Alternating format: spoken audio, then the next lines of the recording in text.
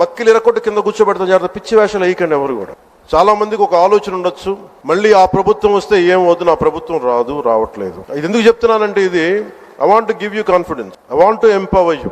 ఎందుకంటే మేమందరం ఇంక సహించడానికి సిద్ధంగా లేవు. ఇక్కడ ఈ కూటమి ప్రభుత్వం తక్కువ మేము మాట్లాడుకుంది 15 నుంచి 20 ఏళ్ళు ఉండాలి. ఎందుకు అనుకున్నామంటే, ఆంధ్రప్రదేశ్ వికసిత్ ఆంధ్రప్రదేశ్ గా ఉండాలి, వికసిత్ భారత్ లో భాగంగా ఉండాలి. అంటే ఈ ఐక్యత చెడగొట్టే పరిస్థితుల్లో నేను లేను, ఎవరు కూడా లేవు.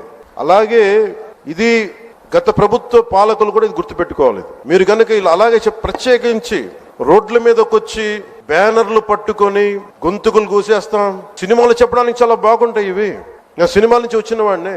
సినిమాలు చెప్పడానికి చాలా బాగుంటాయి, నిజ జీవితంలో నమ్మి మోసపోకండి. కాలు మక్కిలు ఎరకొట్టు కింద కూర్చోబెడతాం. జాగ్రత్త, పిచ్చి వేషాలు వేయకండి ఎవరు కూడా. ఇవి సరదాగా ఉండే విషయాలు కాదు ఇవి. శాంతి భద్రతలను ఏమాత్రం క్షీణిస్తే చిన్నపాటిది కూడా సహించం. మీకు బలంగా తెలియజేస్తాను ప్రజలందరికీ కూడా. పిచ్చి మాటలు మాట్లాడకండి ఎవరు.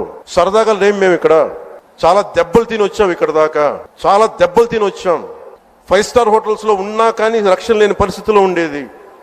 రోడ్ల మీదకి లాక్కొచ్చి మహిళలను కూడా వీళ్ళు జైల్లో పెట్టిన వ్యక్తులు. అవన్నీ తట్టుకొని నిలబడ్డామంటే ఇంకా మేము సంస్కారంగా ఉండాలి. With the constitutional guide lines, with in the frame work of law ఉండాలి. కాబట్టి చాలా పద్ధతిగా మాట్లాడుతున్నాం. అనవసరంగా రెచ్చగొట్టకండి ఇవన్నీ ఇలాంటి మాట్లాడి. నేను తమిళనాడు సభలో కూడా చెప్పాను. అదేంటంటే సాధు మిరండాలు కాడుకోలేదంటే సజ్జనుడి కోపం వస్తే అడవి కూడా ఆపలేదనేది. అలాగే మాది మంచి ప్రభుత్వం. నారా చంద్రబాబు గారి నాయకత్వంలో ఉన్న కూటమి ప్రభుత్వం మంచి ప్రభుత్వం, మెతక ప్రభుత్వం కాదు ఇది. మరో 30 సంవత్సరాలు ఏళ్తామని కూడా ఈ సందర్భంగా కూడా మరి గట్టిగా కూడా చెప్తాను. మహా చేస్తే వీళ్ళు ఏం చేయగలుగుతారు? దొంగ కేసులు పెడతారు, కాదండంలా బెదిరిస్తారు, కాదండంలా మహా అయితే 3 నెలలు లోపల వేస్తారు. అది కాదండంలా. కానీ ఏం చేస్తారు? 3 నెలల తర్వాత మళ్ళా వస్తాం, రెట్టించిన ఉత్సాహంతో మళ్ళా పనిచేస్తాం.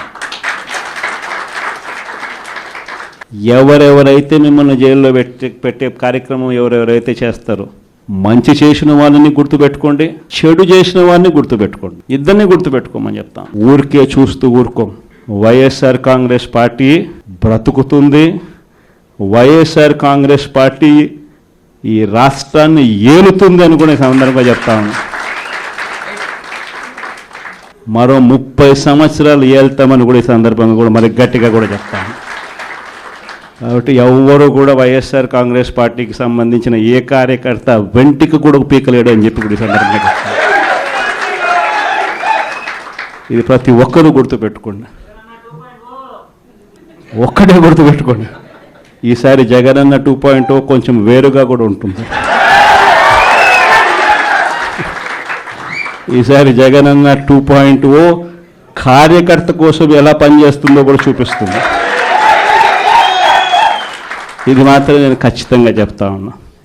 ఎందుకనంటే జగనన్న 1.0లో బహుశా కార్యకర్తలకి నేను అంత గొప్పగా బహుశా చేయలేకపోయి ఉండొచ్చేమో. ప్రతి పథకము ప్రతి విషయంలోనూ కూడా మొట్టమొదటిగా ప్రజలే గుర్తుకొచ్చారు. ప్రజలకు మంచి చేయడం కోసమే నా టైం కేటాయించా, నా తాపత్రయపడ్డా, ప్రతి విషయంలోనూ దానికోసమే అడుగులు వేశా.